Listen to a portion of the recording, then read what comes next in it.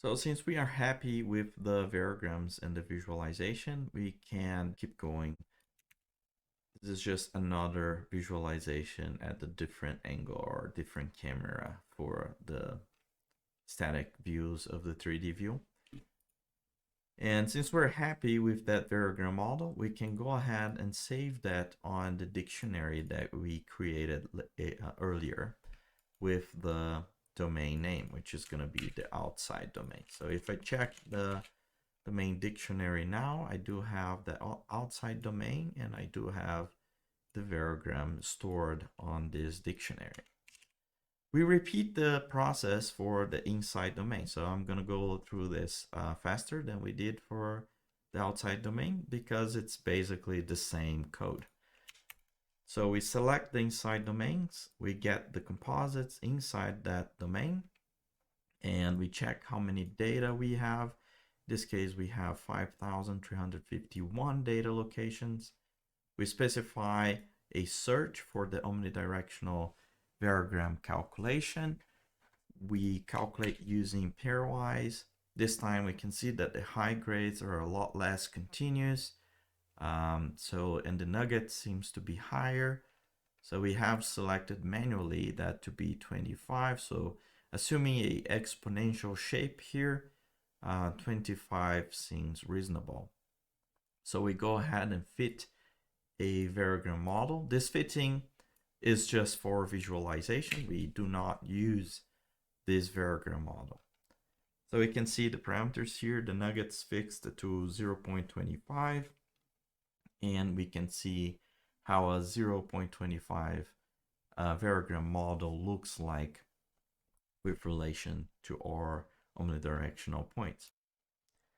Now that that's defined for the inside domain, we can go ahead and do directional variography.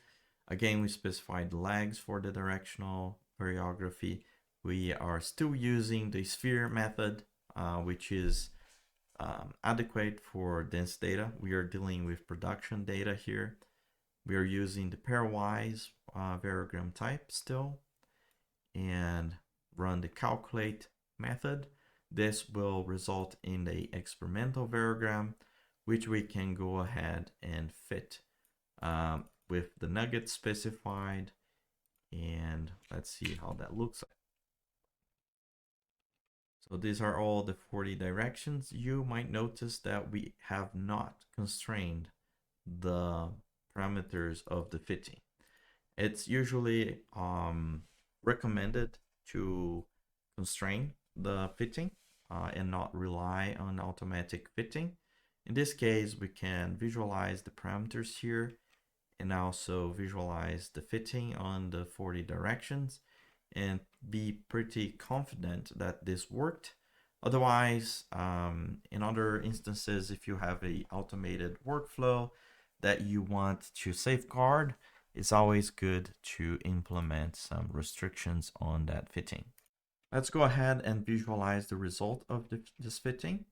Again, we are creating the solid from the variogram model for all the same levels. And we are adding also the data. So now we can see the high grade data, the inside domain, inside the grade shell domain. We can see the anisotropy that was fitted.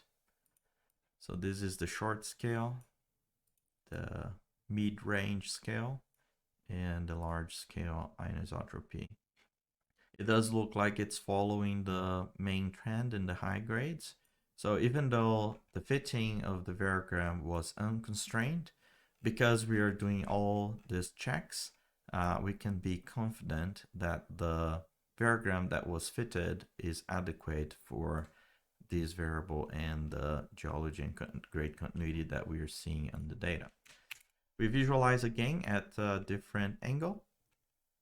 And because we're happy with the variogram that we just fit, we can store that in our dictionary. So if I check my dictionary now, we have the outside domain, we have the inside domain, and we have both variograms stored. So the goal of this notebook was to create and calculate all the variograms and nothing else. So we are ready to export the data.